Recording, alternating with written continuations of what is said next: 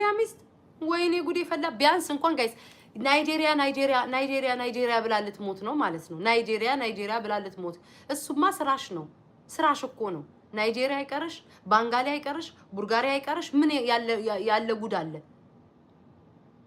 ቱርክ ላይ እኮ ያንቺ እኮ የታወቀ እኮ ነው። ያንቺ ጉድ ቱርክ ያለ ማህበረሰብ ይናገር። የገላሽ ታረን እንደ እልፍ ስቲ ፊንገር ሾ መጣች የሚሉሽ የብብትሽ ጥቁረት ማንደጃ ነው የሚመስለው። ሆድሽን ከምትጠቀጥቂ ከስር ያለው ብብትሽን አጽጂ። እግዚአብሔር ምስክሬ ነው። እጇን እንዲህ ስትል እኔ እንኳን አሁን ጥቁር ነኝ፣ ጸይም ነኝ። ብብቴ እንደዛ አልጠቆረም። እማምላክን እኔ ዩቲዩብ ላይ ታያላቅም እንጂ ዩቲዩብ ላይ ከታየ የሚቻል ቆና አሳያቸዋል። ጎፈሬ የሆኑ ራሱ ነጣ ያለ ነው። እኔ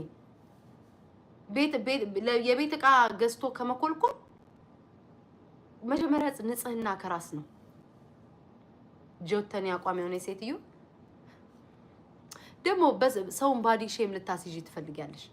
እኔ ይሄ ማህበረሰብ ደንቆሮ ነው የሚመስል። መስፍን ጉቱ እየተባልሽ እንዳልተሰደብሽ ምን እንዴት ተባልሽ እንዳልተሰደብሽ በራስሽ አንደበት እኮ አድንቀሽ ዩቲዩብ ላይ የሸቀልሽብኝ ሰው ነሽ እኮ ጋይስ።